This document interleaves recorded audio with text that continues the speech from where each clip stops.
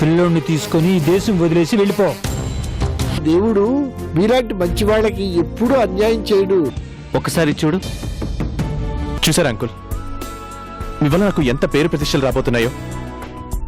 అందుకే ఈ కంపెనీని మీ చేతుల్లో పెడుతున్నాను. నిన్నటి దాకా నువ్వు తల్లివి కాలేవో అని ఏడ్చావు. ఇప్పుడు నన్ను ఇంకో పెళ్లి చేసుకోమని ఏడుస్తున్నావా? ఏడిపించడం కాదండి, బతిమాలుతున్నాను. సో ఇదంతా నీ ప్లానేనమాట. నువ్వే కదా కావాలని అనన్యని తీసుకొచ్చి నా ఇంట్లో పెట్టావు. కరెక్ట్గానే గెస్ చేసావే. నువ్వు చాలా విషయాలు బాగానే గెస్ చేయగలవు, కానీ నీ గురించి నువ్వే సరిగ్గా అంచనా వేసుకోలేవు. అంటే ఆ అనన్యని తీసుకొచ్చి ఇంట్లో పెడితే నేను భయపడతాను అనుకుంటున్నావా? అది ఎట్టి పరిస్థితిలో జరగని పని. నేను భయపడ్ను, భయపెడతాను. భయంతో అనన్య పిల్లోడితో సహా ఇల్లు వదిలి పారిపోయేలా చేస్తాను. అది నీ వల్ల కాదు నవీన్. ఎందుకంటే అనన్య దేనికి భయపడి పారిపోయే మనిషి కాదు. చావును కూడా లెక్క చేయని మనిషి. అలాంటి మనిషిని నువ్వు భయపెట్టాలనుకోవడం నీ అమాయకత్వం. అసలు నీకేం కావాలి కృష్ణ? నేను జయంతికి దూరం అయిపోవాలి, అంతేనా? కానీ ఒక్కటి గుర్తుపెట్టుకో కృష్ణ, నేను దూరం అయిపోయినా జయంతి మాత్రం నీకు దక్కదు. జయంతికి నువ్వంటే కోపం, అసహ్యం. నీకు దక్కని మనిషి కోసం నాకు దక్కాల్సిన మనిషిని దూరం చేయటం నీకు న్యాయం కాదు కృష్ణ. నువ్వు నీతి న్యాయం గురించి మాట్లాడుతున్నావా నవీన్? ఒక ఆడదాన్ని మోసం చేసి బిడ్డని కన్నా ఇప్పుడు మరో ఆడదాంతో నాటకాలు ఆడుతూ నువ్వు న్యాయం గురించి మాట్లాడుతున్నావా? నువ్వు నిజంగా మంచివాడివి అయితే జయంతిని నీకు వదిలేసేవాడిని.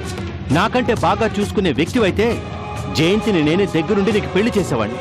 కానీ నువ్వు ఒక మోసగాడి. అందుకే నీకు జయంతి దక్కకూడదు. అది నువ్వు అనుకున్నంత ఈజీ కాదులే కృష్ణ. నేను చెప్తుంది కూడా అదే నవీన్. ఇది నువ్వు అనుకున్నంత ఈజీ కాదు. ఏదో మాయ చేసి అనన్యకి అన్యాయం చేసి జయంతి మెళ్ళలో తాళి కడదాం అనుకుంటున్నావేమో. నువ్వు ముందు అనన్యని భారీగా ఒప్పుకోవాలి, తన బిడ్డకి తండ్రిగా ఒప్పుకోవాలి.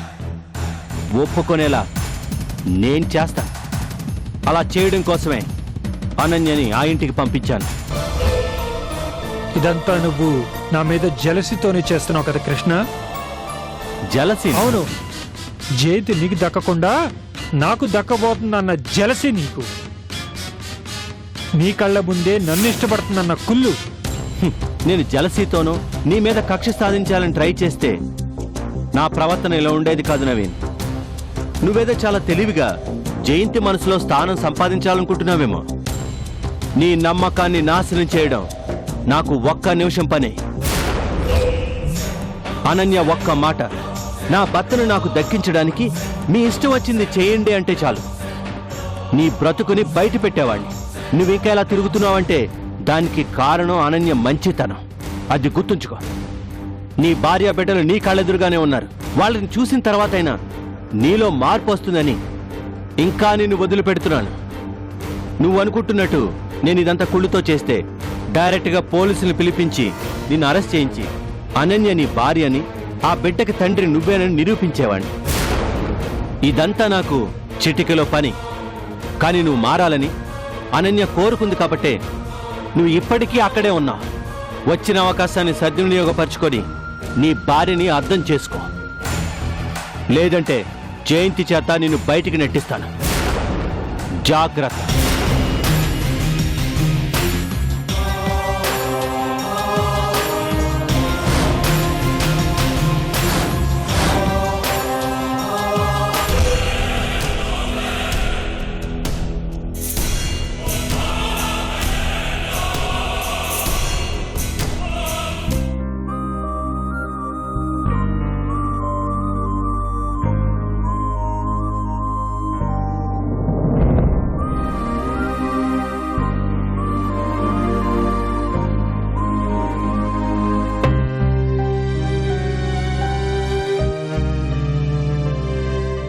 ఏంటమ్మా ఏదో ఆలోచిస్తున్నారు? ఏం లేదు భానుమతి, ఆ భార్గవి గురించి తలుచుకుంటేనే బాధగా ఉంది. భార్గవి గురించా? అవును, ఒక రకంగా ఆలోచిస్తే తనను చూస్తే చాలా జాలి కలుగుతుంది భానుమతి. చిన్నప్పటి నుంచి అమ్మ నాన్న లేకుండా పెరిగింది. అందుకే ఆ మూర్ఖత్వం, ఆ పెంకితనం బాగా అలవాటయ్యాయి. ఇది తప్పు, అది ఒప్పు అని చెప్పడానికి ఎవరున్నారు చెప్పు? తనకి నచ్చినట్టు చేసుకుంటూ వెళ్ళింది. ఇదిగో చివరికి ఈ పరిస్థితికొచ్చింది. రాక్షసులను కూడా క్షమించే గుణం మీకా దేవుడిచ్చిన వరమమ్మా. కాని మనుషులను అర్థం చేసుకోలేకపోవటం ఆ దేవుడు భార్గవికి ఇచ్చిన శాపం.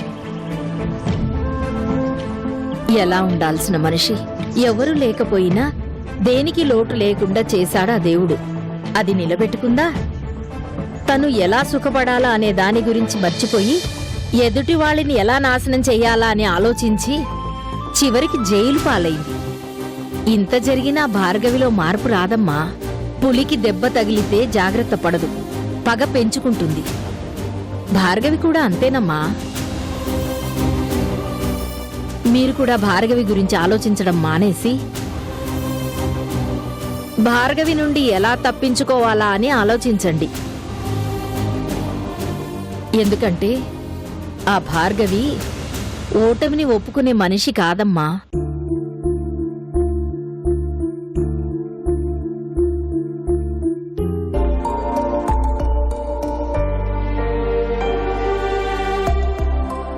రాజా, రా.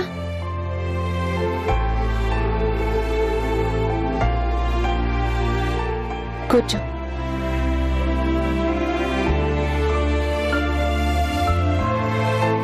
ఏంటి విశేషాలు? చందు ఎలా ఉంది?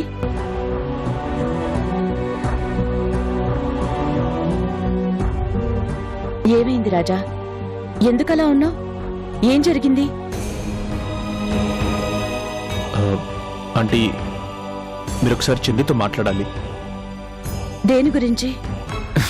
పిచ్చి వాగుడు వాక్కుండా ఉండడానికి ఏం చేయాలో అడిగి తెలుసుకోండి. ఏంటి రాజా నువ్వనేది? అవునండి, చందుకి నిజంగానే పిచ్చి పట్టింది. తను ఏం మాట్లాడుతుందో కూడా తెలియకుండా ప్రవర్తిస్తుంది. రాజా, ఇప్పటి వరకు ఏదో ఒక రకంగా మేము కష్టాలు పడుతూనే ఉన్నాం. ఇప్పటికైనా గొడవలన్నీ తీరిపోయి ప్రశాంతంగా ఉందామని అనుకుంటే చందు కొత్త పాట మొదలుపెట్టింది. ఇప్పుడు నేను మరో పెళ్లి చేసుకోవాలంట.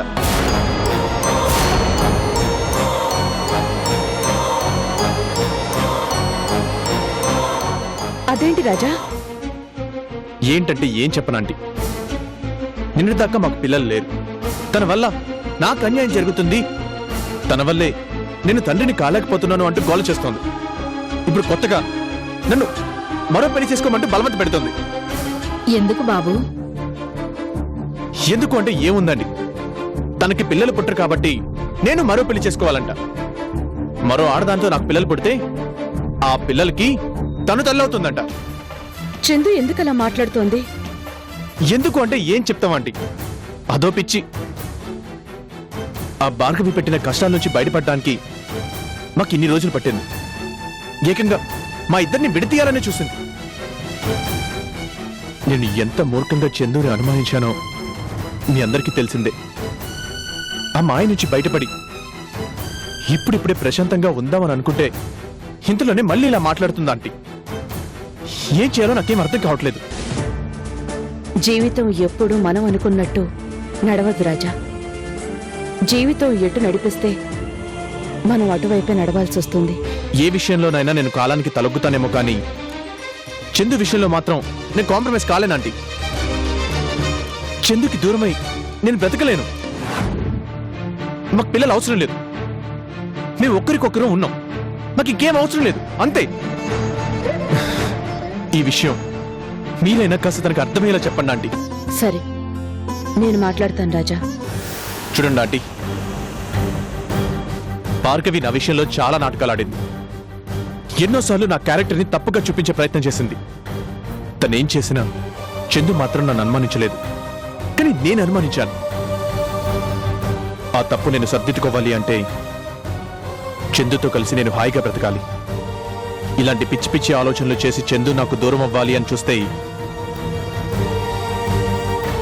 నేనే తనకంటే ముందు ఈ లోకానికి దూరం అవుతానని చెప్పండి. రాజా,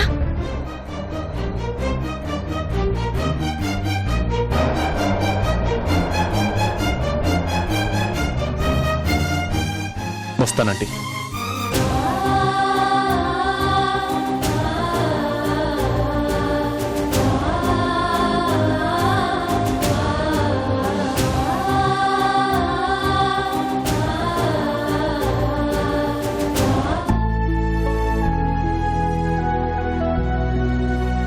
రామయ్య, టిఫిన్ రెడీగా ఉందా? అన్నీ రెడీ చేసి పెట్టానమ్మా, కూర్చోండి. నవీన్, మనం ముందు ఆ మనోజ్ గారిని కలవాలి. వాళ్ళతో అగ్రిమెంట్ విషయం మాట్లాడాలి. ఆ తర్వాత లైసెన్స్ రెన్యువల్ డేట్ దగ్గర పడింది, అదొకసారి చూడాలి. కమిషనర్ గారిని కలిసి కొత్త ట్రేడ్ లైసెన్స్ విషయం కూడా మాట్లాడాలి. ఇన్ని విషయాలు గుర్తు పెట్టుకుంటుంది కానీ పెళ్లి విషయం మాత్రం ఎత్తదే. ఎంతసేపు బిజినెస్ గురించే మాట్లాడుతుంది, కనీసం మా ఇద్దరి పెళ్లి గురించి మాట్లాడదు. బిజినెస్ పాయింట్ ఆఫ్ వ్యూలోనే ఆలోచిస్తుంది.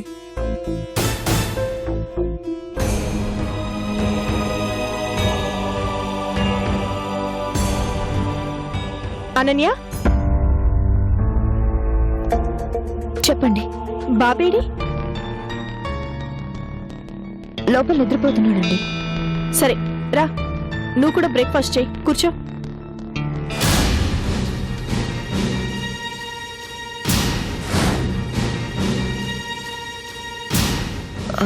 వద్దులేండి, నేను తర్వాత తింటాను. మళ్ళీ ప్రత్యేకంగా ఎందుకు? అందరం కలిసి తిందాం, రా.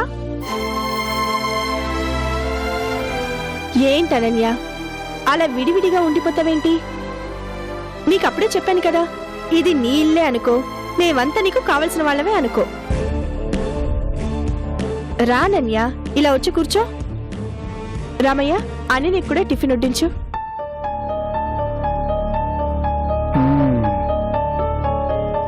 అలాగేనమ్మా, రామ్మా, ఇలా వచ్చి కూర్చో.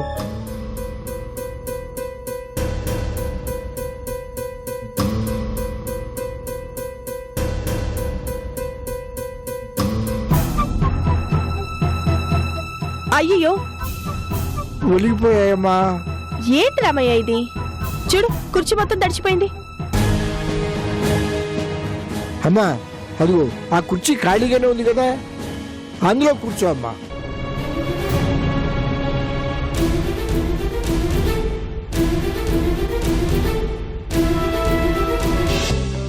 పర్వాలేదనన్య, కూర్చో. ఏంటమ్మా ఆలోచిస్తున్నావు? ఇక్కడ పరాయి వాళ్ళు ఎవరూ లేరు కదా, వెళ్ళి కూర్చో అమ్మా.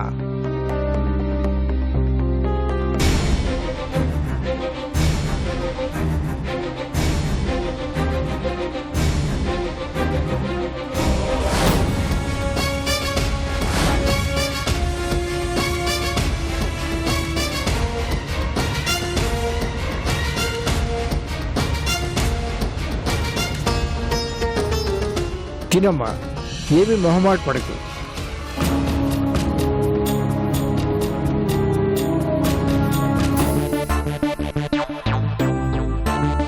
అమ్మా, మీ ఆయన, అదే నిన్ను వదిలేసి పారిపోయిన ఆయన ఎలా ఉంటాడమ్మా? మన నవీన్ బాబు లాగే ఉంటాడా?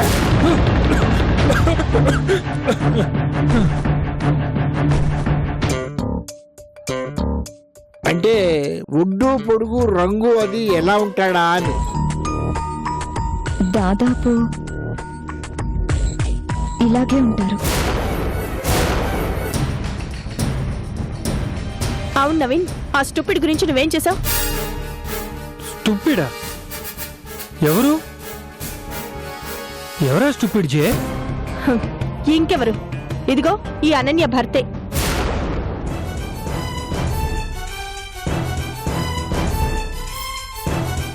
భార్య బిడ్డల్ని వదిలేసి పారిపోయిన వాడు స్టూపిడ్ కాక ఇంకేమవుతాడు?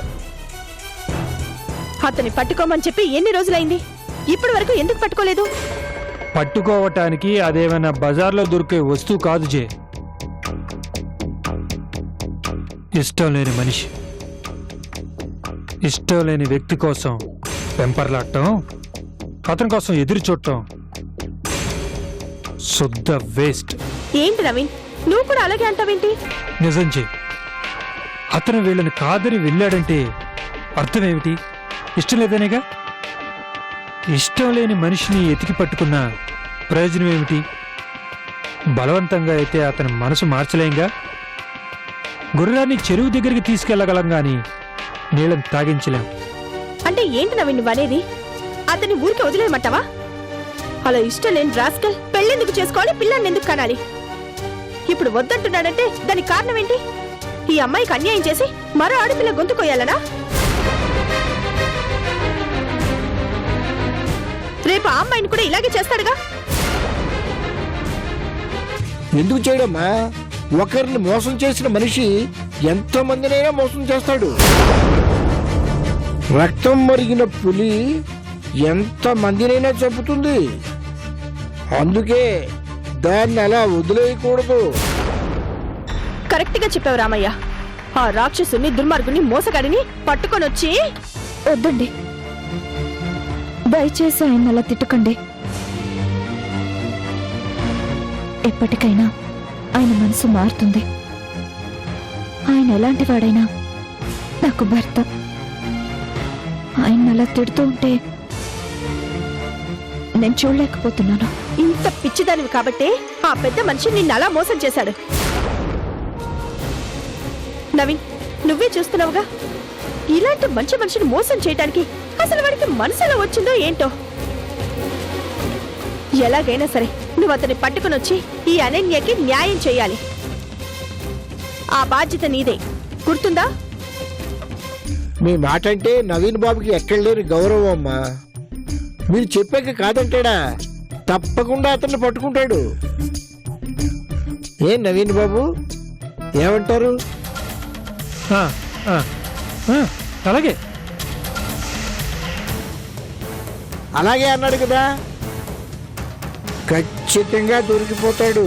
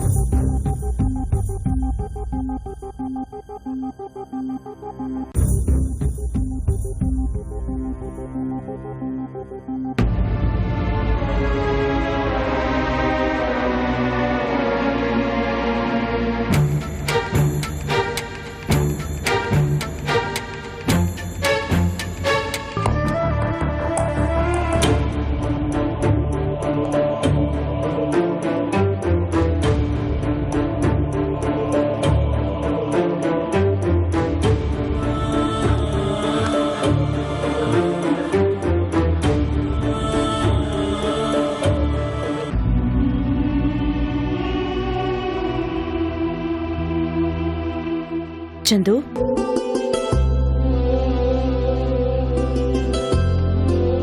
పెద్దమ్మా, ఎంతసేపు అయింది వచ్చి? ఇప్పుడేనమ్మా. ఏంటి కళ్ళు మూసుకుని మరి దీర్ఘాలోచనలో పడ్డావు? ఏం లేదు పెద్దమ్మా. ఏమీ లేదంటే ఎలా? ఏదో ఉంది. లేకపోతే మనిషి లోపలికి వచ్చింది కూడా గమనించలేనంత ఆలోచన ఏముంటుంది? చెప్పు, పర్వాలేదు. అదేం లేదు పెద్దమ్మా. పోనీ నేను చెప్పనా నువ్వేం ఆలోచిస్తున్నావో? నీ భర్తకి ఎలాంటి అమ్మాయి అయితే బాగుంటుందా అని ఆలోచిస్తున్నావు కదూ? మంచి కలర్ ఉండాలా, లేకపోతే మంచి హైట్ కావాలా, అది కాదంటే బాగా ఆస్తుండాలా, చదువుకునుండాలా? ఇవేవీ కావు. పెళ్లి కాగానే ఓ 4 పిల్లల్ని కనగలదా లేదా అని ఆలోచిస్తున్నావు అంతేనా? పెద్దమ్మా అది నువ్వేం చెప్పక్కర్లేదు, నాకన్నీ తెలుసు. ఆయన చెప్పారా? చెప్పలేదు. తన దురదృష్టానికి తల బద్దలు కొట్టుకుంటున్నాడు. చాలా బాగుంది చందు. ఒక భార్య తన భర్త కోసం భార్యని వెతకటం బహుశా చరిత్రలో నీ పేరిట ఓ రికార్డుగా నిలిచిపోతుందేమో. వెనకటికి సతీ సుమతి తన భర్త పరాయి స్త్రీ కావాలి అని అడిగితే భర్తని తట్టలో పెట్టుకుని మోసుకుని మరీ వెళ్ళిందట. నువ్వు ఆవిడ కంటే గొప్పదానివి. నీ భర్త వద్దు అంటున్నా కూడా వేరే ఆడపిల్లని తెచ్చి కట్టుబెట్టాలని చూస్తున్నావు. నీలాంటి భార్య దొరకాలంటే ఆ భర్త ఎంత పుణ్యం చేసుకోవాలి? మరి ఏం చేయమంటావు పెద్దమ్మా? నా తలరాత ఏంటో డాక్టర్లు చెప్పారు. నా దురదృష్టానికి ఆయన ఎందుకు బలి కావాలి? లోపం నాలో ఉంటే ఆయన ఎందుకు బాధపడాలి? అదే లోపం రాజాలో ఉండుంటే నువ్వింకో భర్తని చూసి పెళ్లి చేయమని అడిగేదానివా? పెద్దమ్మా, ఏ నీకో న్యాయం, నీ భర్తకో న్యాయమా? ప్రపంచంలో ఏ ఆడపిల్ల అలా చేయదు పెద్దమ్మా. అలాగే ఏ ఆడపిల్ల ఇలాంటి నిర్ణయం తీసుకోదు. నీ భర్త ఎంత గొప్పవాడో తెలుసా నీకు? నీ తిక్క ఆలోచనల్ని ఆవేశంగా తీసుకోకుండా నా దగ్గరకొచ్చి బాధపడ్డాడు. అదే ఇంకొక మగాడైతే నువ్వు అడగకుండానే నీకు విడాకులిచ్చి ఇంకో ఆడదాన్ని చేసుకునేవాడు. అలాంటి భర్తని దూరం చేసుకుంటావా? తప్పు కదూ? మరేం చేయను పెద్దమ్మా? నేనన్నా అమ్మ నాన్నలతో పెరిగాను. అమ్మ పోయినా డాడీ నాకు ఆ ప్రేమను అందించారు. కానీ ఆయన చిన్నప్పటి నుంచి ఒంటరిగానే పెరిగారు. రేపు ఆయనకి తోడుగా ఒక బిడ్డ లేకుంటే ఎలా? ఏ నువ్వు లేవా తోడు? నేనెంతకాలం ఉంటానో ఎవరికి తెలుసు? అప్పుడొచ్చిన జబ్బు లాంటిది మళ్ళీ వచ్చి నేను పోతే ఆయనకి తోడెవరు? నాన్న అనే పిలుపుకి ఎందుకు దూరం కావాలి? నేను దానికి అది ఎందుకు కావాలి? అందుకే ఆయనకి ఇంకో పెళ్లి చేద్దాం అనుకుంటున్నాను. నా ఆలోచన తప్ప? ఖచ్చితంగా తప్పే.